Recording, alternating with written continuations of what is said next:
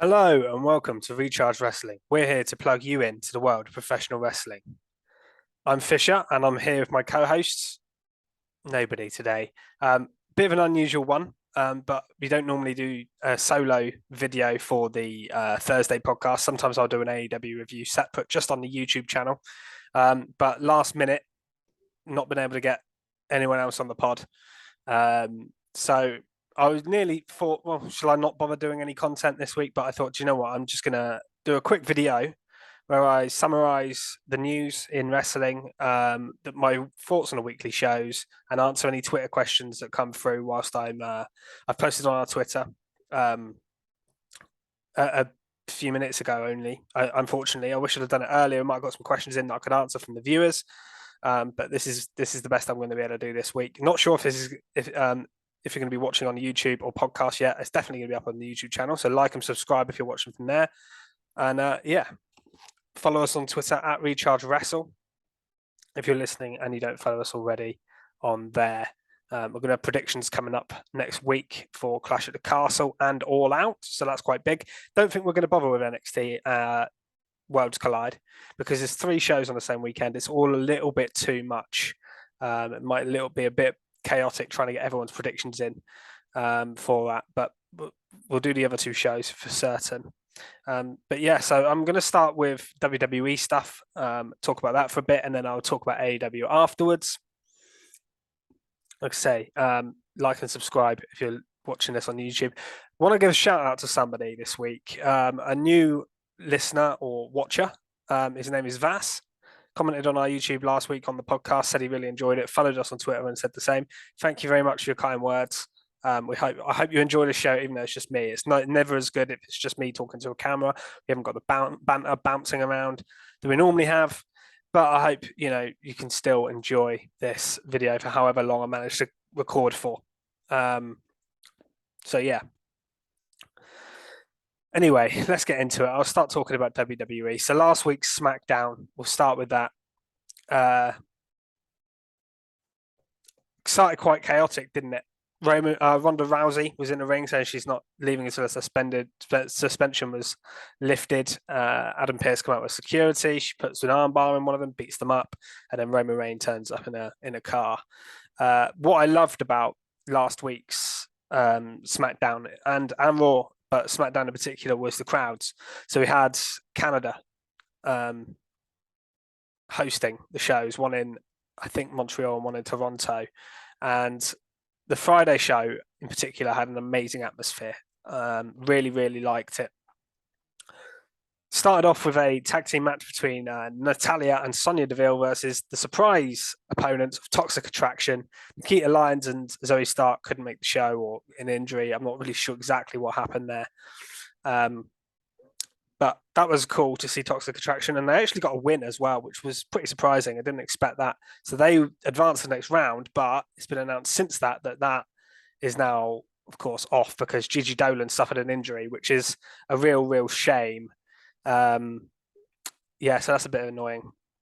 By the way, I also just want to add, I was meant to say at the start, I've got a new camera, finally. Last week, I was disappearing in and out of the video. Hopefully this week, if you're watching on YouTube, it should be far better than it has been the last couple of weeks for me, because although I was here the last couple of weeks, and along with the other guys, you couldn't see me very well. I was doing a John Cena, not being able to be seen. But yeah, hopefully, considering it's just me on here, luckily I bought a new camera this week and I'm able to record. Then we got a great segment on SmackDown with Sami Zayn and Roman Reigns backstage. Roman actually wanted to see Sami here.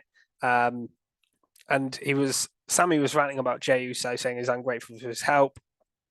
The phone rings at one point and Sami answers it and it's Jey. Roman says, at least you're here, because he's disappointed the other Usos can't make it over the border. I'm not sure if that's to do with their DUIs. I think it might be the DUI of Jimmy. Roman says the IC title would look good in the bloodline. Sami Zayn has a qualifying match later on for that. Number one contenders, fatal 5-way. And then what I really liked is before he left, Roman asked Sami if he's still tight with Kevin Owens, which was brilliant and kind of plays into Owens' kind of being involved in this feud now, and I feel like we're going to eventually get the Sami Zayn and KO versus the Usos, which if you've been listening to the podcast, you'll know I've been advocating for a long time, since basically this Bloodline storyline started with Sami Zayn. But yeah, this was a really, really cool segment. Then we got Maximum Male Models in the ring getting booed out of the building, real heat for them. And then Hit Row come take them out. They got a pop at first, but then they did a rap and it lasted like it was a genuine song, a performance of a song for like 2-3 minutes. And I did hear a few boos at the end of it. I think some of the crowd don't want to see a musical performance at a wrestling show in the middle of the ring. I kind of get that. I enjoy Hit Row and what they do, but I can understand why some fans might not like that. And I'm not sure that will go down too well in the long run. I think doing little raps and promos, similar to what the Acclaim do, is fine. And obviously doing their normal gimmick is fine. But yeah, I don't think we need long performances. It might get over, but I have my doubts about that one. I liked it, but it's just I'm on about other people really. Then we got a promo from Karrion Kross and Scarlett, which was quite good. Then we had that Fatal 5-way, and Sami Zayn in Canada gets a Stone Cold style pop when he comes out. It was absolutely mad. And the match was fantastic. They really played on this as well, with Sami getting a fake injury, getting to come into the back and then coming back in the ring, getting loads of near falls. Really, really good match. Brilliant stuff. Cole mentioned El Generico, which obviously is Sami Zayn's old gimmick on commentary, which I thought was really cool. Sheamus was doing beats of the Baron on everyone. There was so many cool spots in this. It was a really, really great match. Ricochet nearly won it at one point with shooting star press and Corbin. That was just before Sami came back in. But in the end, Sheamus ended up hitting a brogue kick on Happy Corbin and getting the pin, which I think is the right call, because I've been wanting, again, if you've listened to the podcast, you'll know, Sheamus versus Gunther, particularly at Clash, because I'm going to be there live. I've wanted that match badly to happen at Clash, and I'm so glad we're getting it.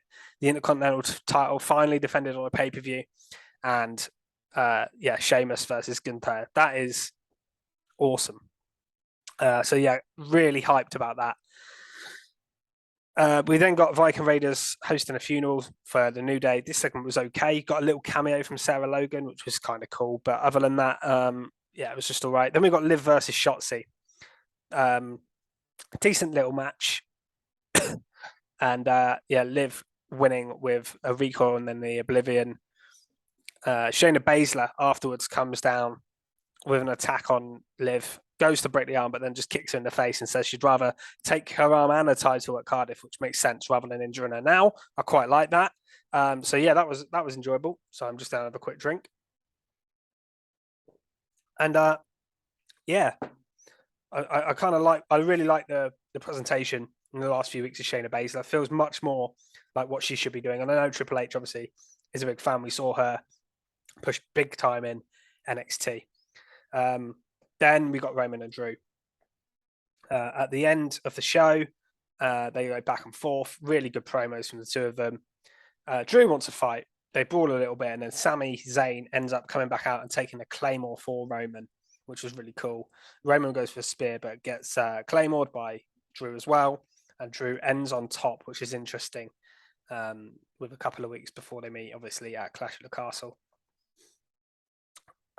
Overall thoughts on SmackDown was a good show. More good wrestling. That Fatal 5-way was brilliant. The Sami Zayn storyline as well around that with Roman, really, really good stuff there. Drew was good on the show. The other matches were okay, and Hit Row was enjoyable, but I do wonder whether they're going to do that again.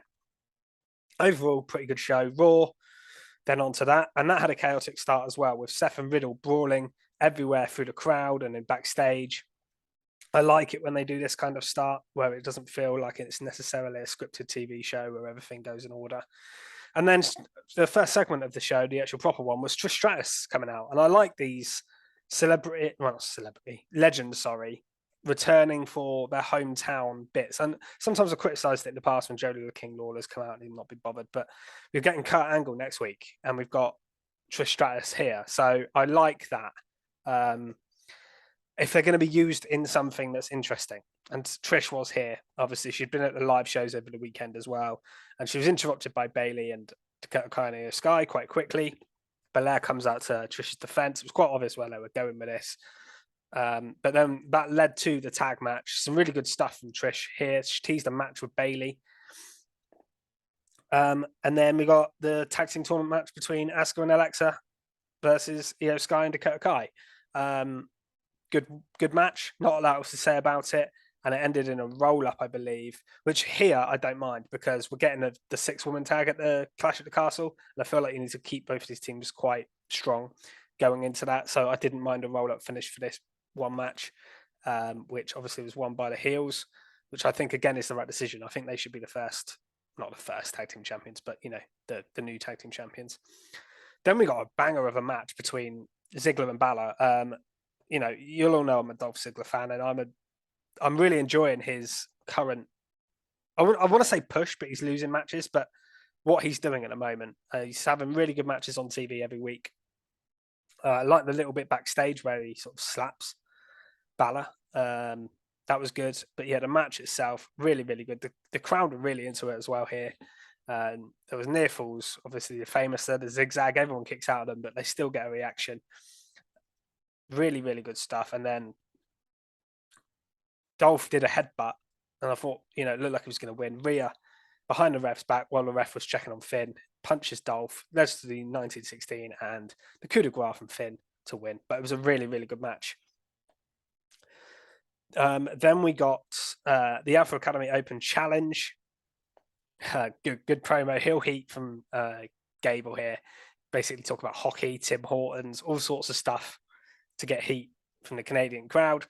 And then obviously, I was thinking, who's coming out here? It's got to be a Canadian, and Kevin Owens comes out. Bit confusing, as Kevin Owens has been positioned kind of as a heel, but obviously in Canada he's going to be a babyface, and I think the babyface turn might be coming anyway. But yeah, he gets a massive reaction. Obviously, they put on a banger of a match as well. Really, really good in-ring wrestling. Gable's so good. Loads of good suplexes from him, including one on the apron. KO did a big splash that was awesome. Gable kicked out of that.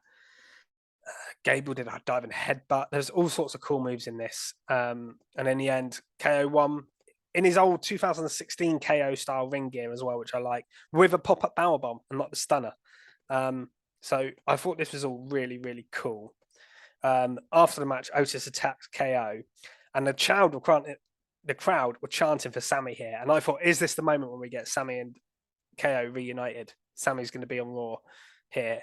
But KO beat them up on his own and didn't need Sammy's help. So KO comes out on top and looks great. The only misstep I would say is the crowd did chant for Sammy.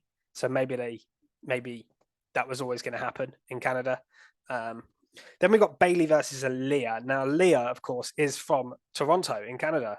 So that was the main reason why she was here. I think she was only put on this Raw to give her a match in her hometown. You could see she was so emotional. She was crying coming down to the ring, which you don't want to be doing that before a match, really. It's not ideal.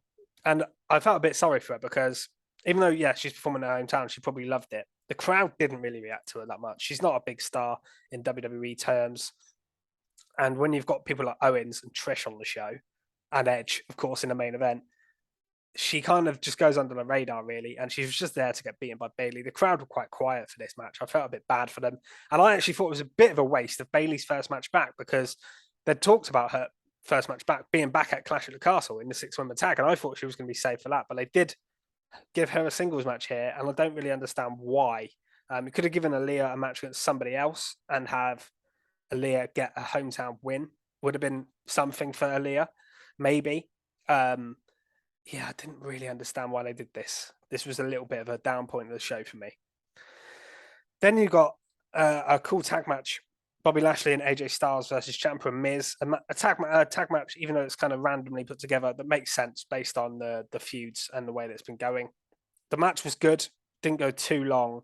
And then a decoy guy grabs AJ in the crowd Didn't know who that was. But then on the other side of the ring, a guy with a helmet takes his helmet off. It's Dexter Lumis, and he basically kidnaps the Miz, gets the match DQ'd. A DQ finish. Not overly keen on that, but the Dexter Lumis storyline is intriguing, and I'm looking forward to seeing where it goes. So not too upset with that. Then we got the huge moment, the big return of Johnny Gargano to WWE. And this came out of nowhere. It wasn't advertised or anything. It wasn't even rumored particularly strongly for this particular show. Advert break, come back, and his music just hit. And I was like, huh? Okay. And the crowd even took a few seconds, I think, to realize, but then they did pop huge and they were chanting Johnny Wrestling. Great to see him back. I've wanted him to come back to WWE. I don't think he would have been pushed massively in AEW. And with Ciampa there, Dexter Lumis back, it made sense, didn't it? And Triple H in charge, who loves Johnny Gargano. So, yeah, I was all for this. Great to see him back. He cut a really cool babyface promo here. Theory interrupted him, which I think is a good call for his first feud as well. He made some good points about already achieving things that Johnny wants to achieve, like being a champion, wrestling at WrestleMania, that kind of stuff. Good point from him, but then he kind of took it too far and insulted him, saying he can carry his bags for him. Wanted to do one last high five for the old time's sake, but Gargano hit him with a super kick. So I think we're getting the first feud between Theory and Gargano, which is interesting because Theory's the Money in the Bank holder. So in theory, you don't want him to lose. But Gargano, it's Gargano's first match back. Surely he would win that match. But do you put the briefcase on the line and put the briefcase on Johnny Gargano? Is that too soon? Is it a good idea? I'm not sure. Let me know what you think in the comments or on Twitter, because it's an interesting dilemma, I would say, for Triple H going forward. Then we got the main event, which was Edge versus Damian Priest. And I just want to say, first of all, how cool it was to see Edge wrestle on Monday Night Raw. Like, it's such a rare thing. And obviously, he hadn't wrestled in Toronto. They talked about it a lot in over a decade. I thought him and Priest had a really good match. Slow paced, sure, but it got going and it was really, really good in the end. And Edge did some stuff I haven't seen him do, well, ever in a Canadian Destroyer and in years. And also, like, Priest hitting Unprettier, which is Christian's move. Like, little things like that in the match made it really cool. Really good details. So yeah, very enjoyable stuff that was. I'm just going to quickly turn the light on. I'll be back in 1 second.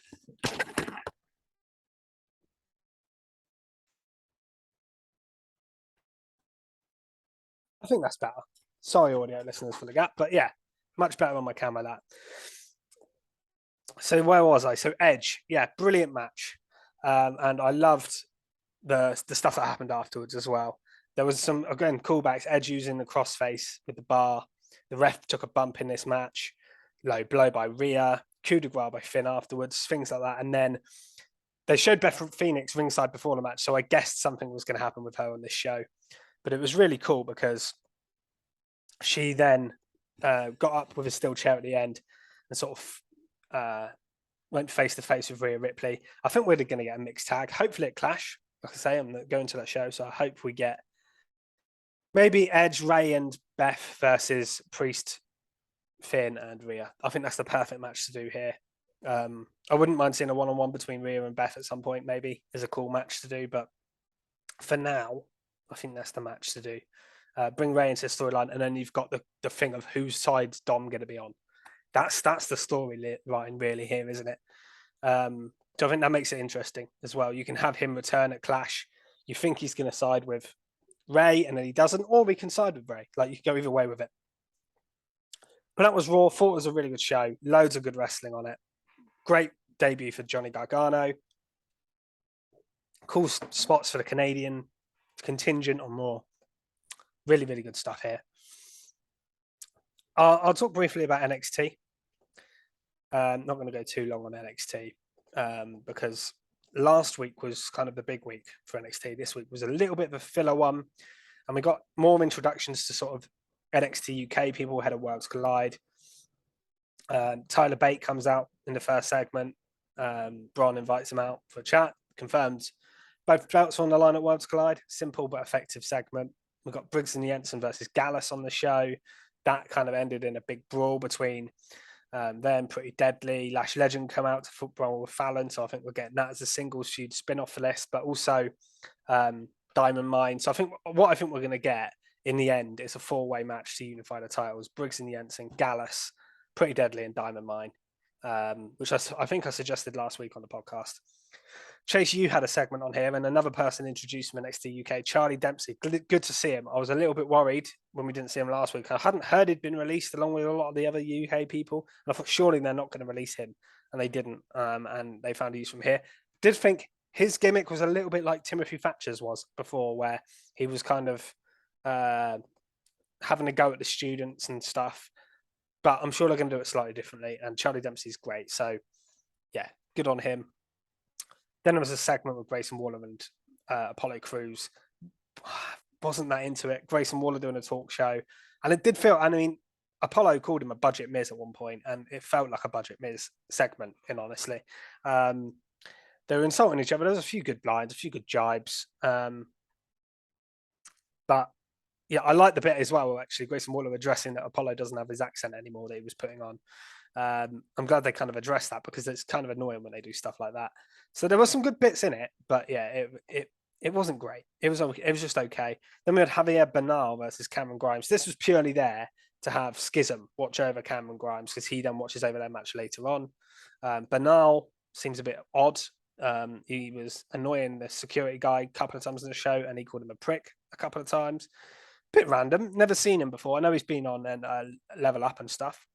Then we got Indy Hartwell versus Blair Davenport. Now, this was interesting because obviously Blair Davenport come over from NXT UK. The match itself wasn't a lot to it. A little bit botchy, sloppy. Wasn't that good, I didn't think. But afterwards, Blair Davenport cut a promo about being the number one contender for the NXT UK title. Mandy then come out and introduces herself. And it's quite surprising that we got Meiko Satomura, which was awesome. They were going to do a champion versus champion match.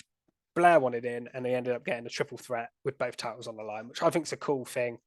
That match will be really, really good, I'm sure. But the interesting thing after that was Indy Hartwell was still sat in the ring. And there was a huge pop. She was cutting a promo, a bit emotional on the apron. Huge pop suddenly happens, and Dexter Lumis pops up.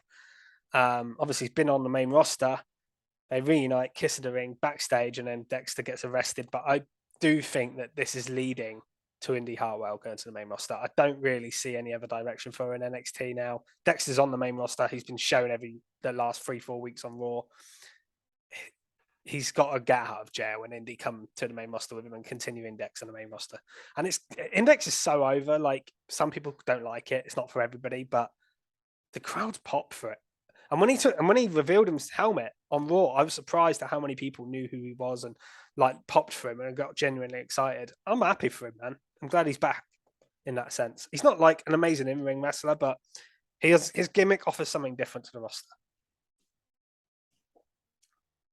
We then got Legado del Fantasma versus the Dyad. Good to see Zach Gibson and James Drake wrestle, even though they're in new gimmicks and they weren't as good. The match was decent enough. Again, though, the story, and I like this bit, was the after angle. So Legado lost, which made sense. They go to leave the arena a little bit distraught, and then who picks them up? Santos Escobar, and he goes, "You thought I'd leave without you," which was a cool line. They'll get in the car and go, I'm assuming, off to SmackDown on Friday. I hope so anyway. I don't think Raw needs them, but I think SmackDown, they'll be a welcome addition to the roster. The Bloodline versus Legado del Fantasma at some point appeals to me massively. And you could even do like the Brawling Brutes, Gunther and Kaiser, people like that. There's plenty of people they can feud with. Or if you wanted to turn them heel, the New Day. So yeah, really, really interesting what they're going to do with them. Then we got Tyler Bate versus Von Wagner. The match was good because it's a Tyler Bate match. That's what I basically put in my notes here. There's a great counter where Wagner went to do a choke slam, but Bate kind of rolled over and they did a punch. Lovely spinning move off the top rope as well to win it. Tyler Bate's so good. I think they just wanted to give him a showcase ahead of Worlds Collide. And the main event was a lights out match between Tiffany Stratton and Wendy Chu. This feud feels like it's gone on forever a little bit, but this match delivered. I thought it was pretty fun. Lights literally go out. They were using silly weapons like tennis rackets and Lego, but Yeah, I thought they both delivered this match quite well. The Lego spots they did, I think, botch one, but then they did it again, and it looked quite cool. I like the Uranagi style move that Chu did onto the bed, and then she did a splash off the top rope to win the main event. Yeah, NXT was okay this week. It wasn't anything special, I don't think, but it was good. So let's go on into AEW chat. And first of all, I think the news to talk about from AEW is the locker room stuff that's been talked about a lot in the last week or so, in particular. CM Punk and Hangman Page and backstage heat with him, and what happened to him on Dynamite. Is that anything to do with that? Stuff with the women's division. Seems to be a little bit of carnage going on in AEW at the moment, which I'm sure will improve now that they've got talent relations, people are hired, and Eddie Kingston as well has been briefly suspended for altercation with Sammy Guevara. Apparently, Sammy Guevara mocked his weight. Kingston reacted, swung a punch, something like that. Got suspended for a couple of weeks. Think he's due back on Dynamite maybe soon in the next couple of weeks. It all sounds a bit silly, but I'm sure the show will be fine and go on.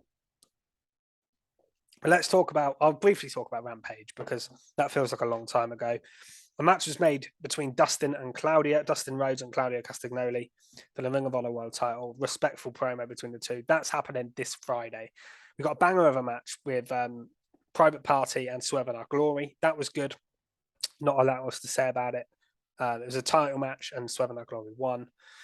We got that Zach Clayton versus Hook match, which was made a couple of weeks ago. Hook beat him in one move. Hook is always presented like a badass, and I love the presentation of Hook, but I do wish they'd give him a little bit more of a meaty storyline where he can actually get involved with someone a bit better. Buddy Matthews then got a cool squash match. He hasn't had enough one-on-one matches in AEW, barely been shown that much. So for him to have that, I thought was effective against Serpentico. Beat him easily as well. Then we got Penelope Ford, her first match in a while on TV. I think she's been on Dark Elevation. Had a match against Athena. It was decent stuff. Athena won it. Attack afterwards. Jade smashes Athena's wings on her costume with a hammer. Then we got Best Friends versus the Trustbusters, who are somehow in the main event again. I don't really get why they keep pushing them to this extent, but yeah, I don't know. I'm not sure about this one. Match was okay. In the end, Danhausen helps the Best Friends, curses Slim, double choke slam, and then a cool triple move to win it from the Best Friends with a splash from Orange. Rampage has been a bit rubbish recently, if I'm being honest. This wasn't too bad a show. I thought there was a couple of decent matches on it, but I'm just not that interested in it at the moment. It feels like when they don't go live on Rampage, they don't do a lot with it. And I think most of the best stuff now, they're leaving it for Dynamite. And it is getting like half the viewership, so you can't blame them. But at the same time, you're not going to get that viewership back up if you don't do anything with the show. So it's a bit of a shame. It feels like there's a sort of roster split. I mean, in that trios tournament, there's even a Dynamite side and a Rampage side. So it does feel like there's sort of a soft roster split. People do cross over, but like, yeah, there's some people that are only going to be on Rampage and they're like lower card or mid card. And then there's some people that never appear on Rampage because they feel like they're too big. It's a bit of a weird one. Anyway, let's get to Dynamite because this was a much more interesting show and there's so much to talk about. Starts off with Chris Jericho. He wants to bring out Daniel Garcia after his match and situation with Brian last week. He looked conflicted. Chris wanted an apology. Really passionate promo from Garcia saying that Chris ruined his moment, which I thought was very true. Chris tries to sort of bullying him into saying he's a sports entertainer. Brian comes out and basically says, look, you can be whatever you want to be. Don't listen to him. Ends in a bit of a scuffle between Garcia and Jericho, with Jericho ending up on his ass. Garcia just leaves. Brian and Jericho then cut a promo over who's better, which was really good, actually. They arranged a match for All Out, and then Jake Hager took out Bryan Danielson at the end of it, and the heels stood tall. But Jericho v. Bryan's an interesting match for All Out. One of the bigger matches on the card because the card's not looking as good as I was hoping. A couple of those are due to injury, a couple of them are up in the air. We don't know what the title feud is going to be. The women's title match has been scrapped. So, yeah, this is one of the better matches probably on the card, to be honest.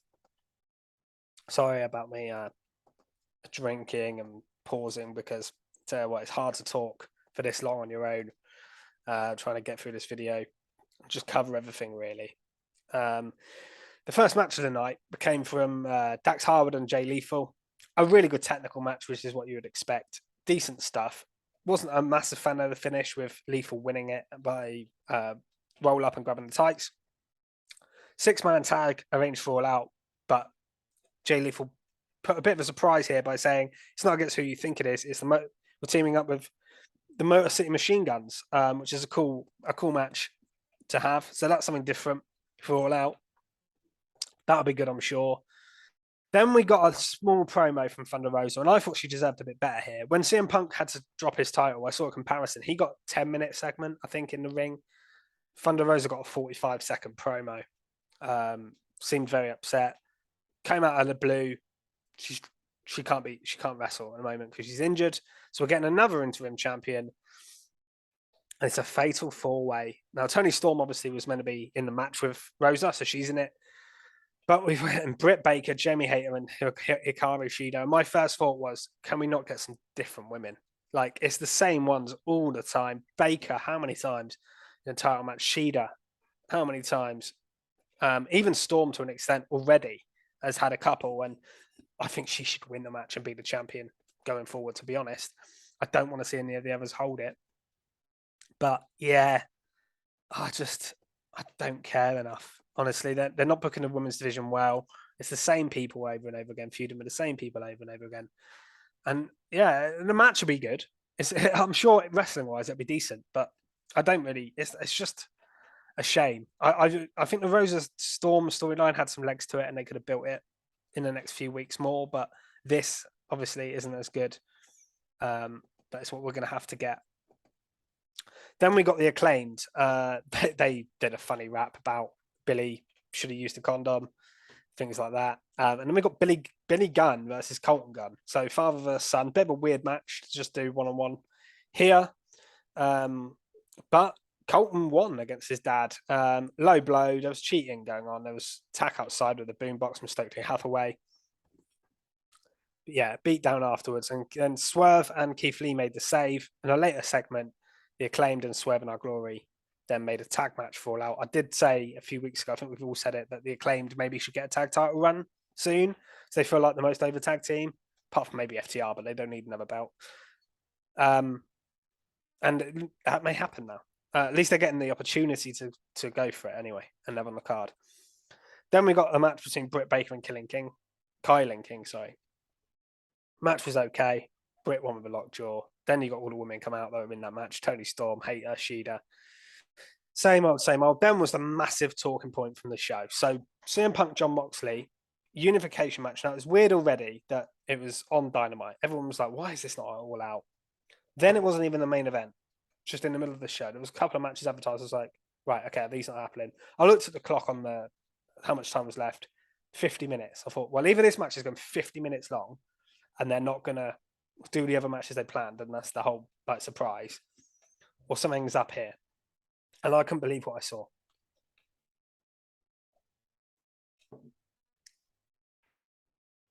Yeah, CM Punk got squashed.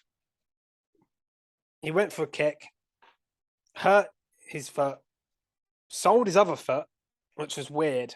And then Moxie did a couple of paradigm shifts and won in like 1 minute. It was a bizarre match. I've seen so many mixed thoughts on this. Some people loved it and they think they're going to turn it into a story where Punk goes for the title again and maybe he turns heel or some other stuff. And then some people say that they built this match as a massive deal and then they delivered this. What the hell is that? And I kind of go with that more, but it is a wait and see thing and see what they do with it next week because they could turn it into a good angle.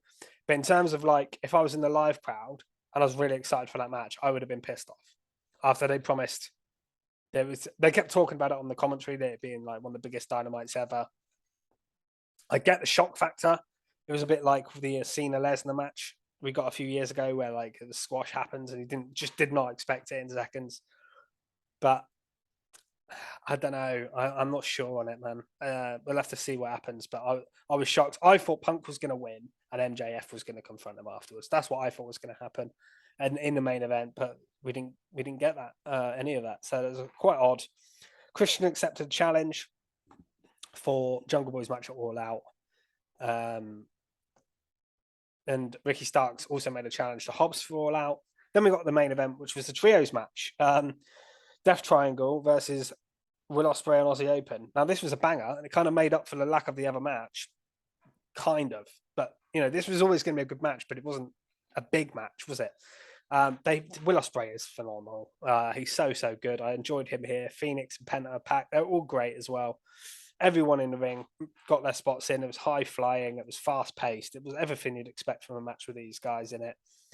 There was stuff like cutters off the ropes. There was an avalanche brainbuster from Pac as well at one point. Some great sequences between Phoenix and Ospreay. There was a black arrow where he got the knees up. So much going on. Then we had Boxman appear at the side, which is Kip Sabian. But again, a bit like Dexter Lumis in WWE, decoy. Kip then hit him from behind, so he's finally back properly. So it looks like we're getting a feud between Kip Sabian and Pac for the All Atlantic Championship. I think Will Ospreay's still in that mix as well. He's done promos, I know, outside of AEW talking about that. So that's 3 English guys. So I feel like this All Atlantic Championship is very much being kept to like non-American guys, North. I feel like it's like a European title almost at the moment. Whether they branch that out. But yeah, it's quite interesting to see that. Anyway, like I say, the match was fantastic. Aussie Open end up winning it. They take advantage of the Kip Sabian thing, isolate Phoenix, pin him, and then we get a confrontation at the end. Kenny Omega comes out the Young Bucks. Kenny and Will Ospreay. That's big time. That is, and obviously the 2 tag teams behind that as well. That's going to happen next week. That's a cool end. It was a cool ending to the show, but obviously it did. The title match was weird what they did with it, and that brought the show down a level for me. I really enjoyed the stuff between Jericho and Bryan at the start. Really enjoyed the main event. Not sure what to make of the Punk situation. I think it's a wait and see thing, honestly. Yeah, the show was good, but a little bit disappointed with the title match, to be honest with you. Anyway, I'm starting to get a sore throat now, doing all this talking at high speed on my own. Hopefully next week we'll have a 3-man pod. People to bounce off, at least two of us. So hopefully all goes to plan. And that'll be the pod before Clash at the Castle. So we'll have final hype for Clash, talking about WWE from the last week. Obviously, there'll be some AEW talk as well. Hopefully, 3 of us, if not 2 of us, will be talking about that. Hopefully, this next week, because I've done a lot of AEW stuff on my own. Hopefully, the other guys will be able to do that as well. Like I say, follow us on Twitter at Recharge Wrestle, actually, on Recharge Wrestling. Like and subscribe. I've been Fisher. I hope you've enjoyed and been able to. If you've got to the end, I love you. Thank you. That's amazing, because it must be difficult to just listen to one guy talk rather than the 3 of us. Like I say, it's a lot funnier and a lot better when we bounce off each other. But I thought I'd throw a video out anyway. Thanks very much for watching or listening. I'll see you next week. Goodbye.